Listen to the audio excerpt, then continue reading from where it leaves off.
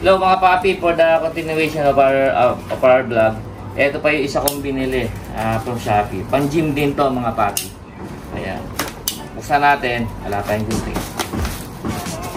Ano to? Yung pang body weight. Pull up. Hindi ko alam ha. Train client 6. Ano to? Ano to eh? Para siyang yung tali siya. Para na ipupull mo yung sarili mo. So, meron dito kay Coach Da. Pakikita ko sa inyo kung paano ito ko ginamit kay Coach Da. Ayan. Para meron. Pero ito, napakabisa nito mga papi. Ayan. Ayan. Bali, tali siya. Ayan, tali. Ayan, o. Ayan siya mga papi. So, ilalagay natin siya dito. Hindi ko lang alam kung paano yan. Yes na mga papi. So, meron siyang hawakan dito kasi ito yung pinakahawakan niya.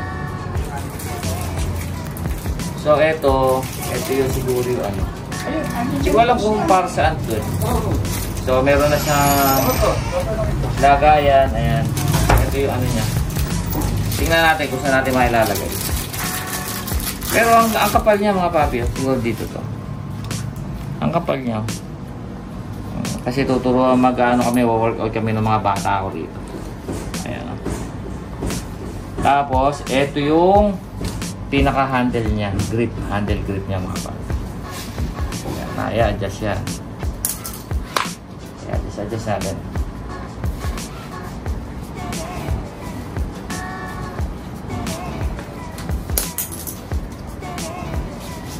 Tatanggal natin itong mga stand na kapag na So, testingin natin dito. Tara dito mga papi. Pakikita ko sa inyo kung paano ito ginagamit.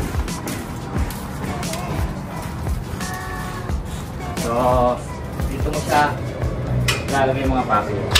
Ganyan. Ito ginagamit to pang body weight. So, ayan. Ganyan siya. Papi. Full body weight. Ayan. Ganyan siya mga papi. Yung katawan mo ang hihila. Body weight dyan mga papi. So makikita nyo sa previous vlog ko, sa reels ko pala. Ayan. So ang tinitira nito, body weight. Ayan, kung tama ako. So ipupull mo yung sarili mo para mag-exert ka ng effort para mas lalo ka lumakas. So ito, tinitira nito ayun nga, yung body weight, saka siyempre may kasamang bicep, ayan. Kasi pag ganun siya. Pero isa rin sa pinakamahirap na workout mga papi. Ayan, nakita nyo, kapalos. Binili ko lang yan, mura lang yan mga papi, wala pang 300. Ayan, ayan siya, ganyan siya mga papi. So, eto, kaya ako ito binili kasi may workout routine ako na gusto. Circuit kasi tawag doon, circuit workout na pinagagawa sa akin ni Coach Da. May kasama tugtog yun na Tabata. So, gagawin namin yun nila Jeje. Ayan, ang taga-video ko. So, ayan. That's all for today. Tapos, pagka nag-circuit na kami, gagamitin ko na lahat yung mga ano na yun. Tatanggalin lang namin itong mga kalat na to. So, abangan nyo ito. May makalat kasi. Ayan, kasi may pinagagawa akong construction. So, ayan.